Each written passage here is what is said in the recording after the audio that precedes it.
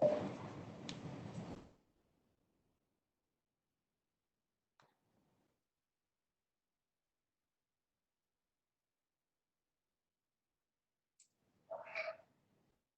Simon, if it's okay with you, we might get started. Excellent. Great. Well, good morning all, and thanks for joining us. My name is Jonathan Sampson. I'm the Managing Director for Hayes across Latin America. When I first moved to Brazil 5 years ago, a common thought shared with me from the locals was that the region is complicated. And reflecting what I've seen in Latin America in that time, I'd say that statement was true then, and it's even more true now. There is, of course, no one absolute reality for us across Latin America. We span a diverse range of geographies, languages, and of course, capabilities of government. However, I have seen that we do have more in common than sets us apart. That forms part of our thinking for the regional webinar this morning. The other part to it is that in the region, we are fortunate and equally unfortunate to be lagging in the progress of the COVID-19 pandemic. This presents us an opportunity, I think, to learn from the experiences of others around the world and perhaps navigate through the uncertain future slightly better prepared. So with that objective in mind, we've asked Simon Lance, the Managing Director of Hayes China, to join us.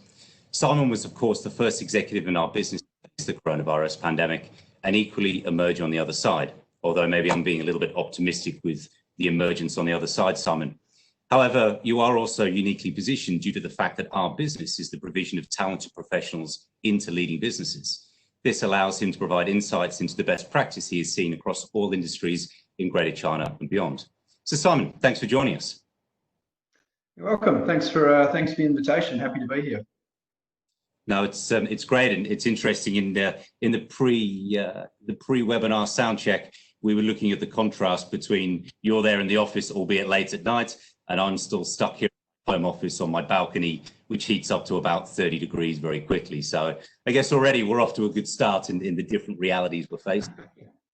Sure. Well, it does feel a little surreal sometimes, but life is definitely returning to normal in China. So I can empathise, John, but there's light at the end of the tunnel. That's great. And perhaps that's a good place to start, Simon, with some contextual questions that some of us may be wondering at the moment, and I certainly am. And then we'll focus and move forward perhaps on facilitating for our online audience.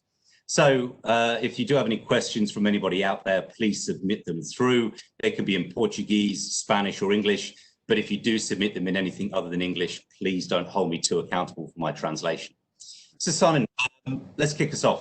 In that context, like what stage of recovery are you at right now, and what are you seeing in the market? I would say we're safely now emerged out of the first few stages of disruption and recovery, and business in most cities around China is really quite quickly returning to normal. So I would say for us as a business at Hayes in China, we're probably back to about 70 or 80% of the capacity that we were tracking at prior to COVID.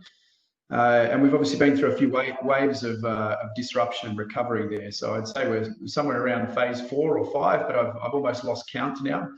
But we're seeing now, most of the city life is returning to normal. People are able to socialise. Hospitality and food and beverage industries are coming back, and there's a bit of buzz around the cities again. Domestic travel has been, the restrictions have been lifted, so it is now possible to take trains or cars or flights domestically within China. So there's still a lot of caution, but it feels like life is really now returning to normal. Okay, and that's great. I certainly don't envy you in any way having to go through that with no playbook at all, at the very beginning of all of this. And I'd like to come back a little bit later to that.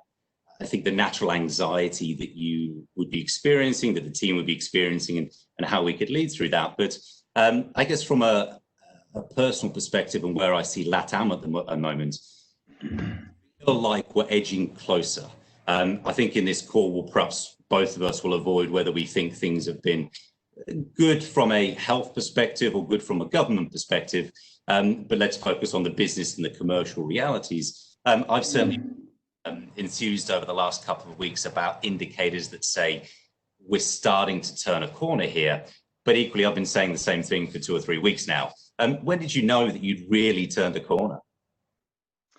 I think, after we had gone through that initial disruption, it was probably 6 or 8 weeks before we started to feel a sense of calm, or that we might have been through the worst of it. And there was so much uncertainty that it was almost hard to detect that real point where things started to stabilize and feel normal again. It was sort of an ongoing fear or anxiety, as you said, that there would be another wave, or that the disruptions were not yet completely finished. But I think we took our cues really from the advice from authorities here as they started to relax their controls around civilian mobility, access to office buildings, and generally the messages that were coming out through official and unofficial channels, that almost by consensus, business and authorities started to both say similar things. And I think it was at that point that I started to see enough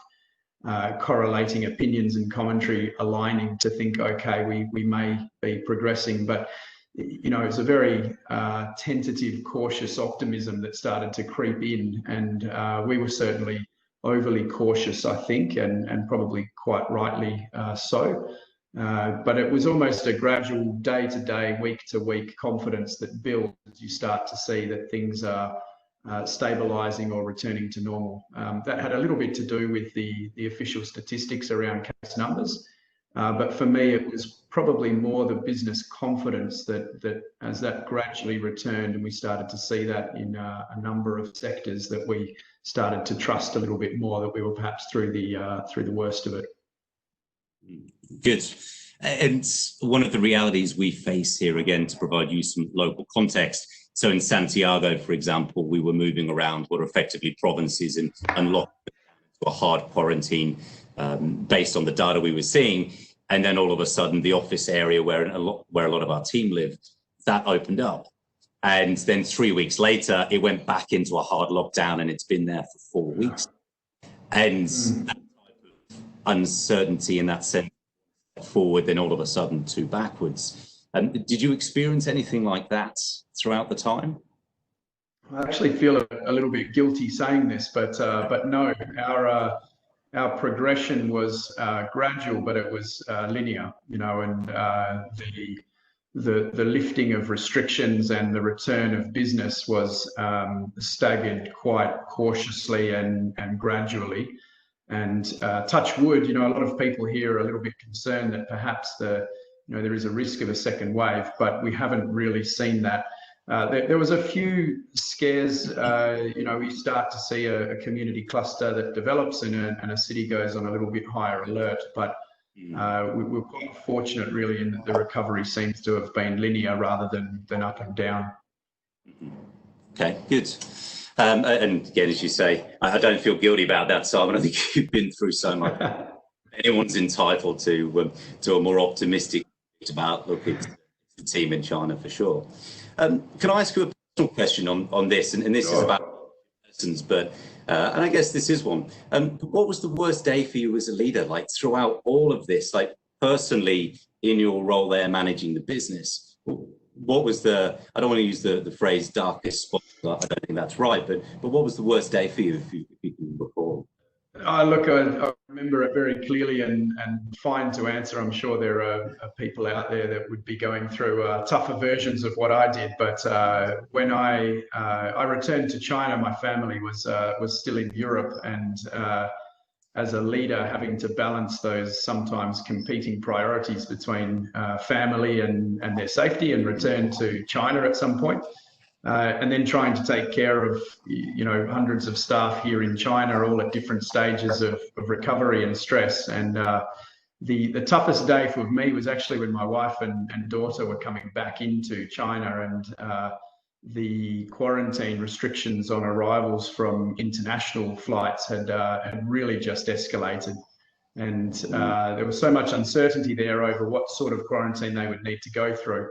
At the same time, we still had some of our staff that were locked down in Wuhan in Hubei province, the sort of epicenter, and we had some challenges on that same day with their own care and well-being. And I remember sitting at home in my apartment just thinking, how do you balance these really unexpected and really never experienced before types of events, but incredibly stressful. And now I look back on that and actually think it's probably a light touch for what a lot of leaders around the world have had to go through. But at the time, without any real reference points or having seen any other countries or businesses go through that, it was pretty stressful. I can tell you that. Yeah.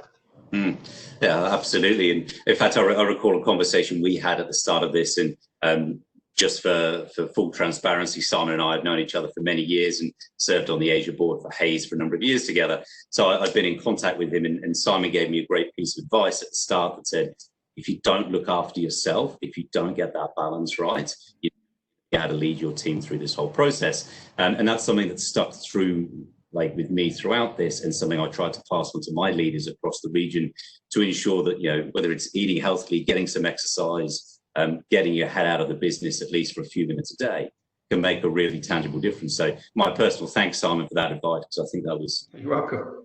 I'm trying to remember that advice as well, John. Like during the disruption, I was eating healthier and exercising more, and I'm trying to hang on to that as work returns to normal and the usual pressures of business start to come back. But there's something there, I think, to learn from that disruption about balance and taking good care of your own health, I think.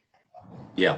No, for sure. So coming to where you are now, based on the context you've given of who you are, and I think by nature we tend to be quite optimistic in Latin America.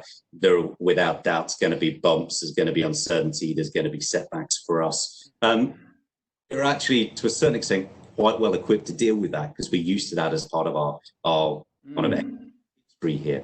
But what challenges are you facing now? What are you looking at? What concerns you? What are you doing about it?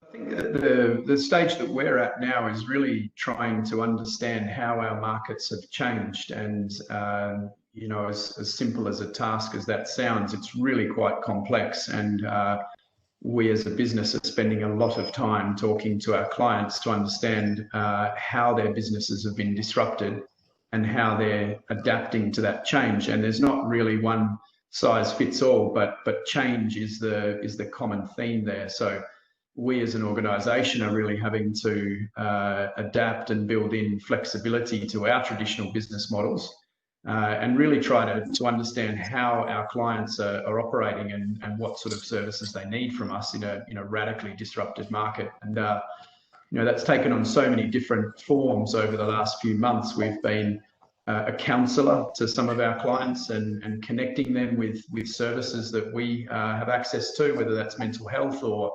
well-being. We've provided best practice on different business models and tech solutions. We've been connectors for face masks and sanitisation products. So it was almost our traditional business model was suspended for a period of time, and we were really just trying to connect and help the communities that we operate in. And I think in doing that, we started to learn a lot more about the challenges and the change that was going on in our client base. So for us at the moment, we've pivoted our business quite quickly towards a different client base and towards some of the sectors that are more resilient and even starting to grow or prosper through that disruption, and obviously having to pivot away from some of our traditional industries that are now far less promising in the months and years ahead. Yeah, and so what industries are they in? What's held up?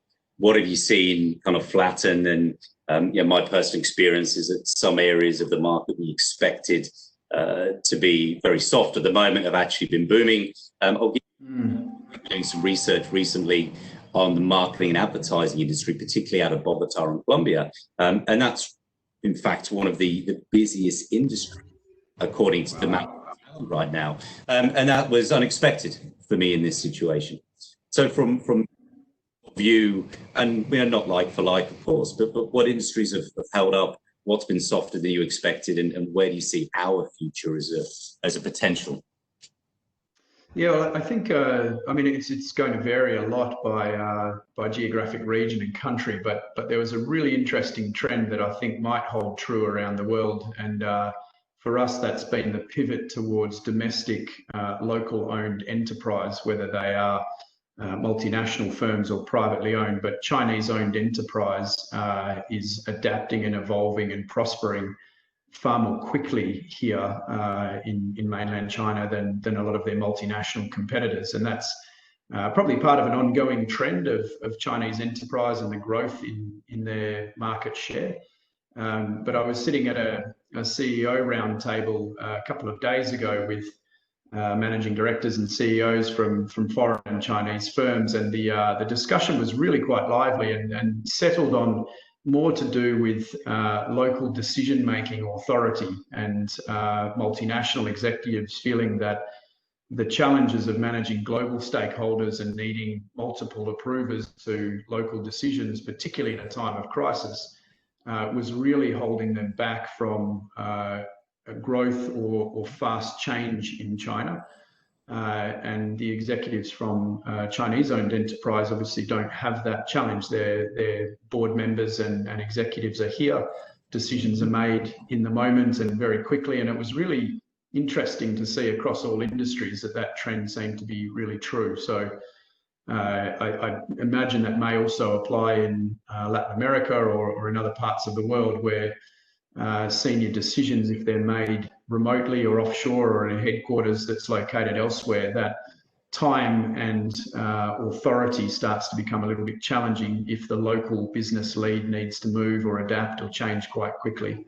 So it's really interesting to hear that, and it resonated across quite a few different industries. As far as sectors go, we're probably sometimes our business is a bit of a barometer of overall business confidence, I suppose, for middle or senior level hiring. But we are busier than we ever have been in the tech, digital technology, IT, internet, e-commerce. Those sorts of spaces in China are absolutely booming. And probably alongside that, healthcare-related disciplines that have to do with better quality healthcare provision, whether that's the construction of new hospitals or clinics, the provision of medical devices and all of the supply chains attached to that, and even pharmaceutical companies and their investment in the research and development centres that they have here in China are very stable, if not pretty actively growing now. And I think off those two core sectors, there's a lot of providers and vendors and suppliers that are all starting to pivot their businesses and supply into those. But like you, I've been quite surprised. There's been a few little pocket industries that I didn't really expect to perform so strongly that are actually proving quite resilient. Online education, for obvious reasons, became a real boom sector for us here. And seeing schools and universities have to shift to online models very quickly. Yeah, and that's interesting. It picks up on a point you mentioned earlier about kind of the concept of evolving the workplace, and whether it's flexibility, the use of technology. You just touched upon digital transformation. I guess the interesting thing as a leadership group we're considering at the moment is what does this actually mean 3 or 6 or 12 months down? How much of this view now that I believe we've all proven, we are, as a business, mature enough and capable enough to deliver our responsibilities from home with much less supervision than perhaps we gave our staff credit for. Quite frankly, I think that's been a big failing of mine historically, of not giving enough trust for people to be able to do that. And that ties into as well. But how far do you think that shift is going to go? So as people are coming back, how quickly are people forgetting our ability to produce the service or the solutions or the products we did in a different way and drifting back to the old model, the old ways? Or do you think there really is going to be this wave of change and this is going to fast track that cultural evolution or approach to work by 5 or 10 years? Any insights on that so far? We certainly haven't seen a drift back to traditional models yet. It feels like some of that disruption and change is permanent, and companies and employees are really still feeling their way through what the changes were and which they should retain or perhaps dismiss. But remote working is a pretty hot topic, as I'm sure it is everywhere around the world, and the general sentiment is that it's been a really valuable forced experiment in what is necessary and what a physical office space needs to be, and more efficient ways of delivering tasks or completing projects. So the discussion here is starting to shift a little bit to say what sort of mix is ideal or best fit for different companies between a permanent workforce in the office, a remote workforce, and variations of. But I think the realization has been that it doesn't need to shift back, and in fact, it's probably a much better way of structuring your employee mix overall. Some of the challenges with that we've now started to see is the supply chains and the infrastructure itself for sustained remote working. And I know multinational and local companies here that provide enterprise solutions, laptops or servers or all of the digital infrastructure that you need are absolutely at max capacity. So if I wanted to order laptops tomorrow, the wait time now for laptops is significant, and I wish I had ordered them in advance before we came back to work, rather than sort of having to join the queue. So I think, along that, a lot of supply chains now are disrupted, and it becomes almost a question of how and when you can get the infrastructure that you now realise you might need for full-scale remote working. That's interesting, and that's perhaps as we start to look at some of the questions coming through from our online audience. One of them is about that, that place where we are, and again, we're such a huge geographic area. We're in very different situations, which is dictated by federal versus state governments, and in fact municipalities to a certain extent, and it can be quite confusing and frustrating. So I can't say that we as LATAM are in one place right now, but speaking, we're all looking at that return to the office. We anticipate in some parts of the region we will be back as early as next week. Others, it could be as late as the 1st of August, but kind of still a lack of certainty and predictability around that. But what two things you wish you'd known or you'd done in this period? I guess one of them is order laptops, but outside, what else should we as leaders be thinking about now?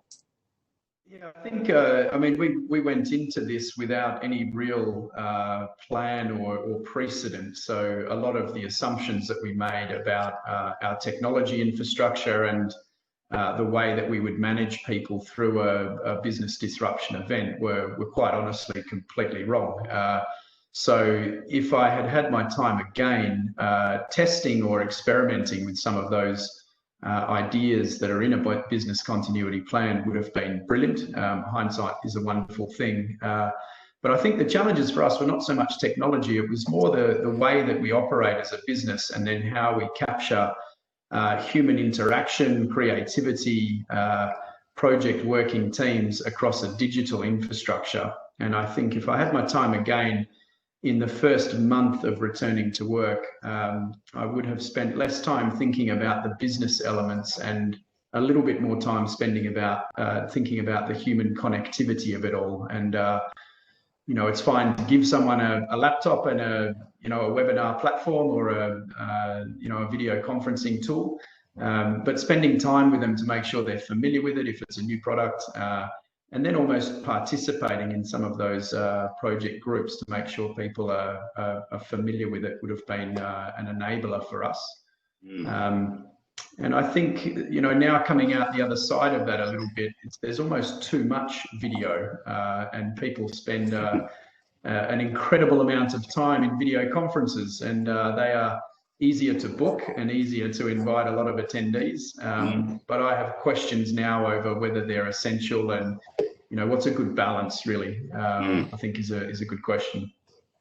Yeah, and I can see that. I mean, personal experience, the I shifted to twice a week, in fact, 3 meetings a week with my senior leadership team for the local Brazil team.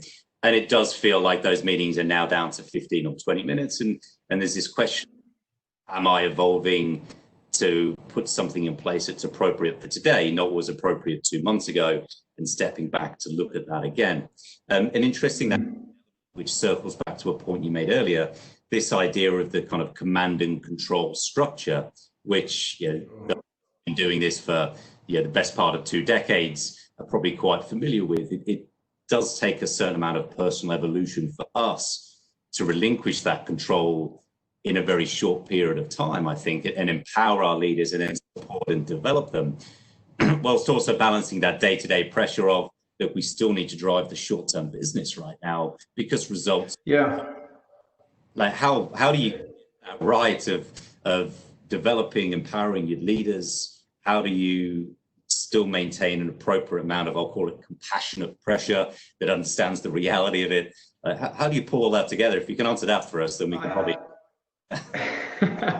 I'm not sure I can answer it for everyone, but if I am really, if I reflect on myself through that period, there's some really interesting things for me as takeaways. And you're absolutely right that the times that our business performed best in that crisis and recovery are the times where it had the lightest senior management direction or control applied, and the greatest amount of trust or autonomy to our local leaders. And we probably had less geographical differences than what you might see in LATAM, but there was a lot of difference between Beijing and a 4-hour flight south in Guangzhou, and the offices were moving at different speeds, different sectors were behaving in different ways, and quite honestly, I had no idea what we should be doing. And in that moment, the delegation of complete authority and trust to our local leaders, it was brilliant to see. They really stepped up, took responsibility, made good decisions, took care of their people, and our businesses adjusted and adapted very quickly. So that decentralized authority or decision making, and supported by a lot of trust and almost emotional support, really worked for us. And I think that's something that we as an organization can learn, and I've certainly taken that on board myself as a leader. There's a lot more trust and more autonomy, and less direct command and control seems to work really well. Interesting. And as you come down the organization and coming back onto, I'm drifting in and out of the questions from the online audience to where the conversation's taking us, but looking with the sort of I'll call it the general population of the team overall, like how do you manage that natural anxiety to engage people to come back? Our global policy is we don't want anyone to come back unless you really want to come back, and that's been a theme we've had across the world, and I believe personally it's the right one. But there are people who, despite that, do want to come back because it's better for their mental health than the alternative. But there's this anxiety naturally of things are different, or what would that look like? Anything that you've implemented or your leaders have implemented that has helped manage that natural anxiety to engage people in coming back and be their best self, given the unknown and the uncertainty? Yeah, it was a little bit different office by office actually for us, and we decided as a leadership group to allow local leaders and their staff to sort of set the pace of what they felt was right for their business and for the safety or risks that were particular to that location. And I think the common theme there was maturity and autonomy to set the pace. And in Chinese leadership is a little bit different. It's very collective and supportive, and the officers really bonded a lot. So they felt a shared responsibility not to come back to the office too quickly, to arrange their own staggered start and finish times, and if anyone was feeling even mildly unwell, they would self-isolate and remain at home. We started to see people collectively deciding that cycling to work was better than catching public transport, and you see all of these groups start to appear for cycling to work or carpooling. So I think our wins came from not dictating it or controlling it too much, and really just reinforcing that employee care and wellness was non-negotiable. It was more important than anything else, and then allowing people to make their own decisions with that priority in mind. So I'm not sure if that will play out the same way in LATAM as things move at different speeds, but in China it was I was really proud actually to see the way that the staff and the leaders just organised that themselves. No, I think for sure we've seen a sense of camaraderie and togetherness has actually been enhanced. It's strange, we're by nature across Latin America, broadly stereotyping, very close to your relationships face to face, like physical, extremely important. And I do think that's caused a certain amount of distress taking that away from people. But I actually feel like we know some people better as a consequence of this. And to a certain extent, it levels the playing field a little bit from the extremely outgoing, extroverted people who are less comfortable with that. So coming on to then another question from outside, Juan Salomon, and I'm going to paraphrase this, has made, I think, an astute comment that there's been very different extremes or extreme challenges that we've seen on leaders. So the skill set that was required versus the skill set that's been required for the last 3 months, and equally the skill set that will be required for the next 12 months could be different. As a consequence of that, have you seen a desire for people to change out their leadership? Have you seen companies making, I wouldn't say sweeping changes, but significant changes in the area? And then the second part of the question will be, and what skill set are they searching for? So if they are doing that, they now feel they need, or if not, what are they looking to develop internally? So it's quite a large question in there, and I've put it. Sure. Hopefully you get the point. Yeah. I do. Yeah, I think, I mean, we've seen a few waves now of how companies are responding, and I've found it, okay, so I work in a people business and it's all to do with talent, but I found it stunning to see companies taking swift headcount reduction programs. In China, the value and the difficulty of securing top talent is immense, and companies spend millions and millions of dollars, and it felt to me that in that moment their sales pitch, if you like, or their value proposition was really tested. Are they an employer of choice, and do they value their teams? And I think some of the companies now that made very swift headcount reductions are regretting that, because business has rebounded and they are now starting to search for the same types of people that they lost. The companies that I think are being a little bit more forward thinking about that challenge, they're retaining their talent and spending more time reassuring people, providing job security, locking them in, and really helping them through a difficult period, because they are probably a little bit more optimistic about the future. And we're now seeing companies start to get really aggressive about hiring and see that there's an opportunity there to secure good leaders in a time of crisis when other companies maybe aren't looking after them. So I just find it really contradictory to see how much money's been spent on acquiring that talent and nurturing it for years, and then under pressure or stress, losing it very, very quickly to your competitors. And I personally can't think of a more important time to have good, strong, engaged leadership in an organisation. As to the types of traits that people are looking for, we were already seeing a really strong shift from technical skills to soft skills. And I think it's a bit too early to really say there's a trend, but a lot of the anecdotal requests that we're getting focus more on someone's experience in change management and their ability to lead through uncertainty for obvious reasons. So I think perhaps people will start to, focus a little bit more on those types of qualities rather than years of experience or technical skills. Absolutely. And then how do you build these skills in this type of conditions? I guess that's the next thing. It's relatively easy for you and I to identify the traits and the skills that are in demand in Latin America because of the cyclical nature that we've seen here of I would like to say from a Brazil perspective, boom, bust, boom, but it's been boom, bust, average for a couple of years at least. But it has required a significantly different leadership style as part of it. And as you say, that the right people will curate and nurture that talent where they can. Others can't do that, or the change needs to be more radical, and it's just not possible for a certain person.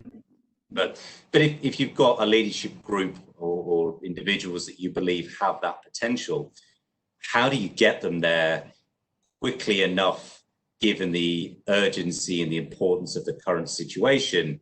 Versus, I guess, the alternative, which Juan was pointing out, was, well, let's remove that and let's start again with that already built for me, rather than building it internally. Anything you've seen? It's more of a personal opinion, but I think there's something interesting happening here around diversity and companies that had been, driving diversity programs, but perhaps not really yet fully bought into the value of diversity in leadership teams. And now I think in China, certainly, there's a much stronger recognition of the resilience that can offer a business. And it probably means for multinational companies here, learning a little bit from Chinese leadership styles, which are quite different to Western leadership styles. And I think very, very early days, but almost now trying to integrate best practice from two different leadership styles or philosophies, and really now understand why and how that diversity is extremely important and valuable. I was chatting with a friend the other day about just general diversity and inclusion, and the fact now that remote working may remove some bias from hiring decisions, in that if someone has a physical disability but they are working remotely, you may not even know when you interview them, and that's a wonderful thing. So I think in there somewhere is a story about diversity and the value that it can bring, and perhaps the role of boards or CEOs or HRDs starts to become a little bit more strategic now in thinking about diversity or development. And I think far too early to say what those solutions would be, but perhaps the role of HR or a chief people officer now carries a lot more weight than perhaps it did 6 months ago. And I think that's a good thing for organizations in general. I think that's a fantastic point, and a great opportunity for all organizations. My experience in Asia, albeit 5 years old now, was that we were not as great at kind of a truly diverse and inclusive culture in the workplace. Not us as a, but generally speaking around across various corporations. And everybody can see the maths, they can see the science, they can see how that benefits and improves performance and productivity and creativity. It's hard to argue against the tangible benefits from it, but yet we just struggle to make real progress. And again, I'm not going to generalize in Latin America and say that we're in all of our cultures and our cities and our countries, it's the same, but we are still having those same D&I conversations that we were 5 years ago, 10 years ago. And the progress is still limited in a certain extent. And we do a lot of work with the Women's Corporate Director Network here out of Brazil about how we shape that agenda moving forward. And I think the point you make there on this is an opportunity to reset expectations.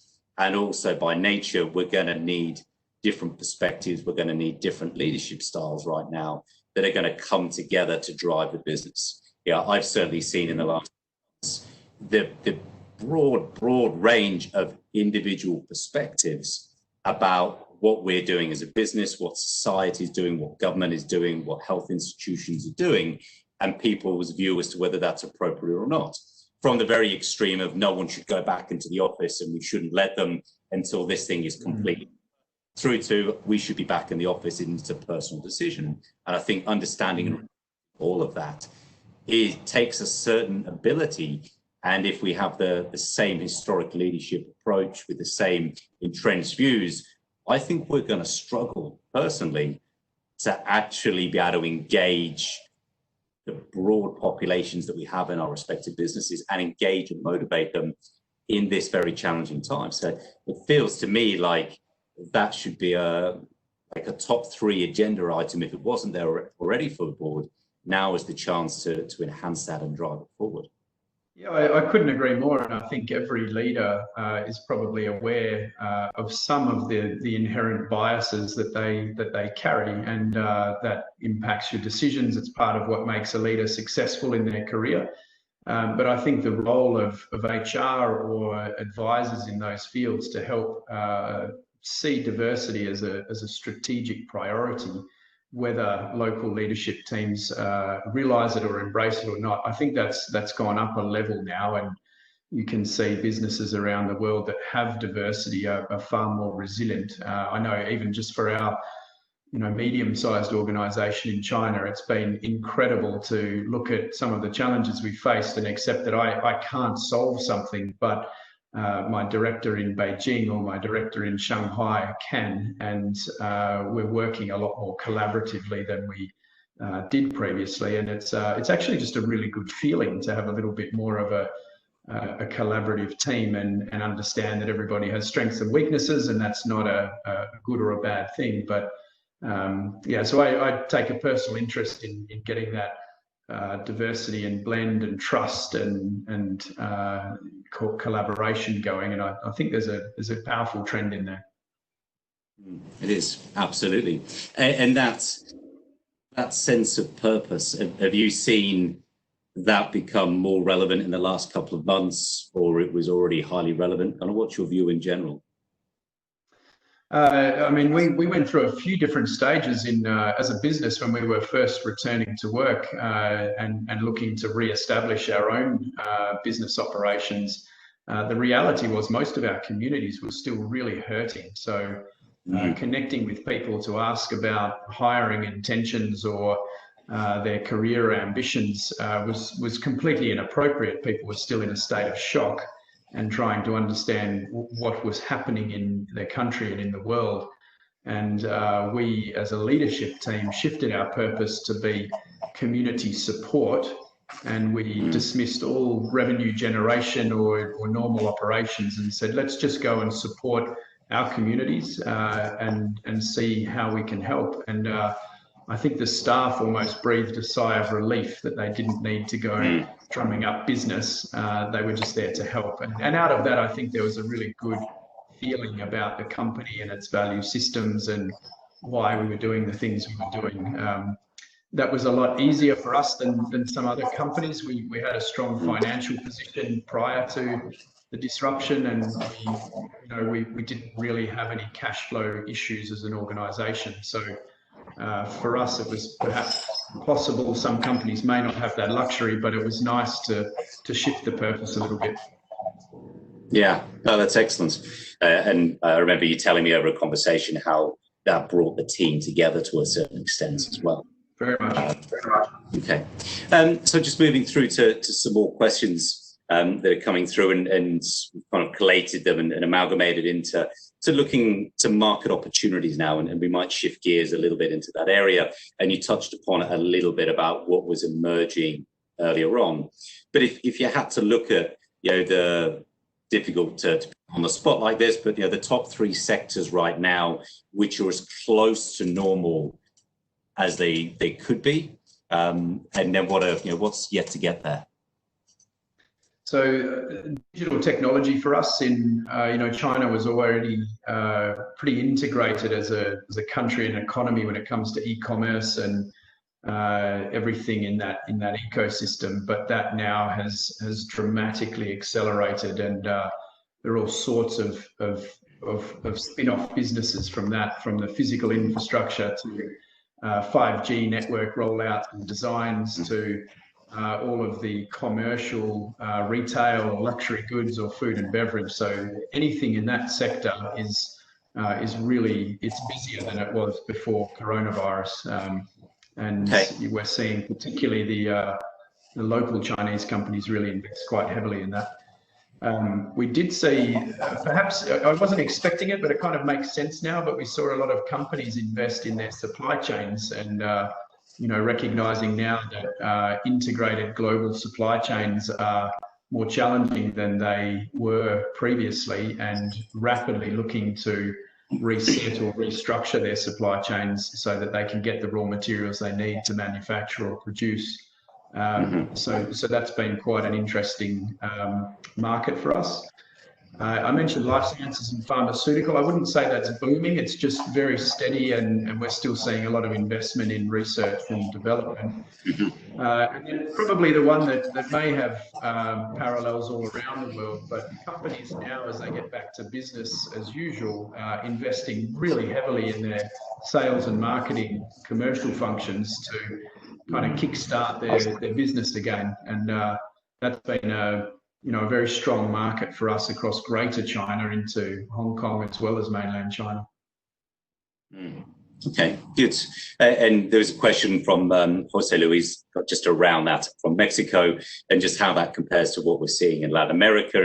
And it's been interesting what we've seen, broadly speaking. Again, it's a big region for me to generalize, but the energy sector has held up remarkably well. Equally, the oil and gas industry we're seeing, despite the fact the obvious challenges in the price of oil and what's been happening there in the markets, there's the projects have such a lead time that's continued regardless. So market entry, etc.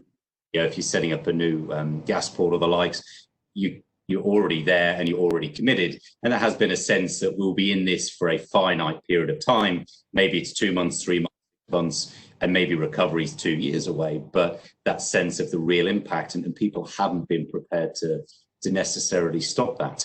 In regards to Mexico and what's happening there, I will stay expert on this, but it seems one of the biggest challenges has been the lack of consistency and the lack of direction, which is the one thing that I think you perhaps have benefited from in China, which has been technically, I believe our offices could have remained open throughout all of this.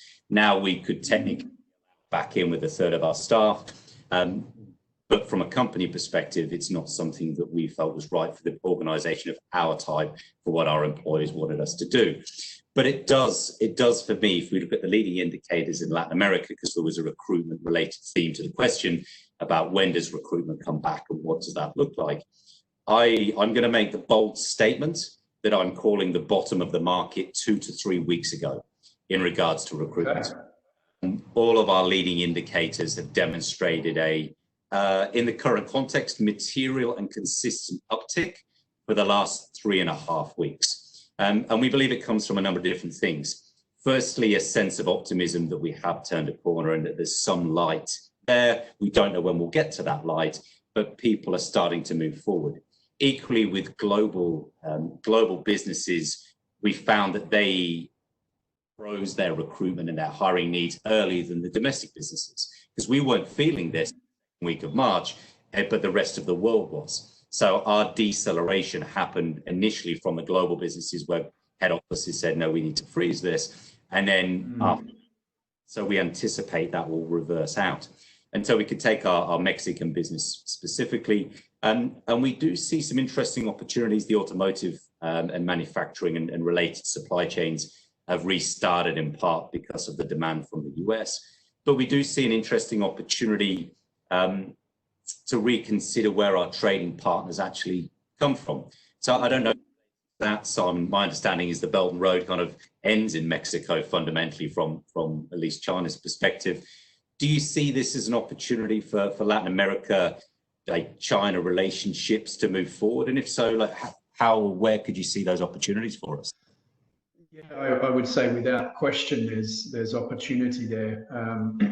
Sitting around talking with some fairly senior Chinese executives this week, and they are well funded. They are international organisations, even if they have originated in China, and there's extreme appetite there to expand their businesses internationally. And I think the challenge for a lot of countries or organisations in either entering China or dealing with Chinese companies abroad is that they don't always have a China strategy. And I think that's really important. It takes time. You need to invest in your leadership and the planning behind it. But I think there will unquestionably be a lot of Chinese enterprise willing to invest, and whether that's in countries or in organisations. You can see the stimulus flowing down through state-owned enterprise into physical and digital infrastructure, and a lot of that will flow out to the Belt and Road affiliated projects and countries. And I think there's loads of opportunities for organisations to participate in that, but it's not easy, and it does take a little bit of investment in talent. We're already working a lot more with Chinese enterprise that wish to go abroad now and looking to hire talent in country, whether that's technology or food and beverage or energy. There's quite a few different sectors that China's keen to boost its independence around, and they have money to spend. So I don't think the world revolves around China, of course, but there is an opportunity there in change to markets or change to strategies, I think, to capture some of that outbound investment.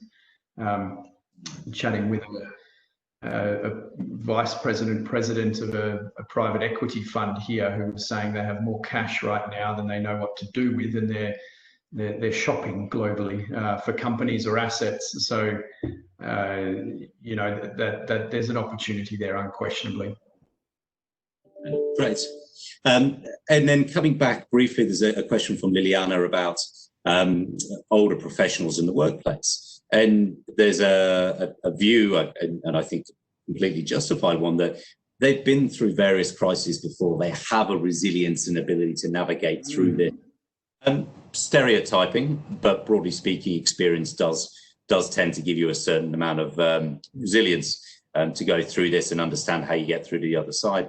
Are you seeing any more openness or demand or desire from any companies yet to say this skill set that may be possessed by this particular demographic all of a sudden becomes more desirable rather than less, which is, I guess, really a diversity and inclusion type of question. But ultimately, I think it's a real one and a real challenge we do face. So we should talk honestly about it.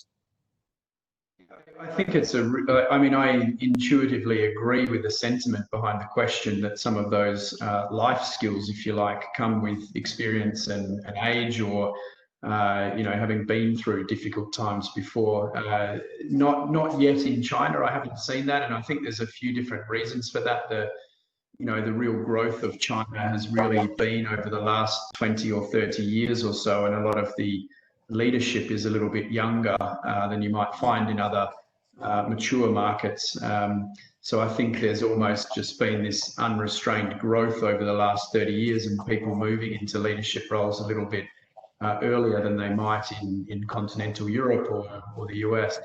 And I think the challenges now for that leadership demographic are significant. They're probably less experienced with some of those significant world change events than their peers would be.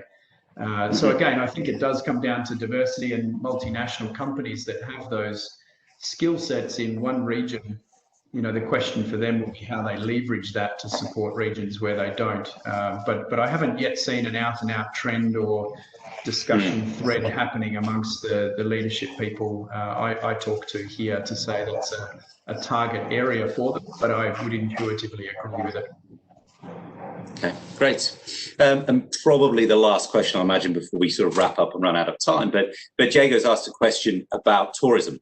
You mentioned earlier flights are back, you mentioned people are out in the streets, and there's that sense of a little bit more of energy and new normal. But what he's seeing across the whole of Asia is the tourism industry. Are people staying at hotels? Are they traveling? Is international interesting and appealing to people? Or what's the view at the moment? I think from travellers, there's a lot of hesitancy around travelling too early, and part of that is to do with the health risks, and part of it is to do with the risks of being caught up in disruptions or quarantine periods or lockdown. So I think there's a very muted demand. China has not yet really opened up international flights. So there is appetite for domestic tourism, and you're starting to see significant numbers of people move around China. But I think that's because the controls that are in place to contain the spread of coronavirus now are trusted and proven in some cases. So there's much more appetite for domestic travel and very limited for international. And I would imagine that's going to be a trend globally, either travel between countries where data and testing is trusted and believed, then perhaps that will start to open up travel corridors. But I think domestic holiday, domestic tourism, domestic travel is probably going to recover a little. International, I think, is going to be difficult. Yeah. Absolutely. And I heard from friends in Australia who are in the tourism industry that they anticipate a domestic boom in that regard. The idea of long weekends, of traveling and rediscovering your own country is certainly starting to happen there. There's more of a comfort. And I read an article this morning, in fact, where an Airbnb host was advertising that he was immune. So he had a picture of his and therefore that was a selling point on the way through. And I won't get into it now, but there's a question for me as a leader of this idea of immunity and what that means for our workforce based on the information that we've got. And it's another consideration for how we could move forward in lieu of vaccines or therapies that could become available. But Simon, any final words of advice or any final lessons throughout this period you'd like to share for us, given where we are right now? Look, I think all I would say really is that events or opportunities like this are worth their weight in gold. We really didn't have that luxury as we go through each stage of disruption and recovery to learn from other countries or other companies around the world. And I would just encourage anyone who's here today or is watching this on a recorded version later, but reaching out to different organizations and leaders and companies around the world and learning from them is invaluable. So however you do that, whether it's through this sort of format or just connections with your networks, we didn't have that in China, and it's supremely valuable. So good luck. Great, and my thanks to you, Simon. I know you've been in hot demand, and I know it's probably getting close to midnight where you are, maybe 11 or 12 o'clock. And as you said at the start, the VPN will be accessed out of your hotel, so you're back in the office now. So we really appreciate that, your input and insights.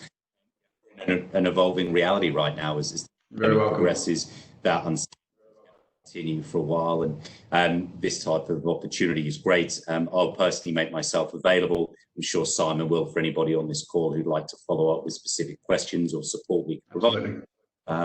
Other than that, my only recommendation is, keep looking at the different publications. We'll share our content across the various Hays social channels that we have. And this is what we do. Our focus and our expertise is in the world of work, including that leadership focus moving forward. So if we can support you in any way, please don't hesitate to do so. Otherwise, thanks to everyone for joining. Really appreciate it. Thanks, Simon. Thank you very much, John.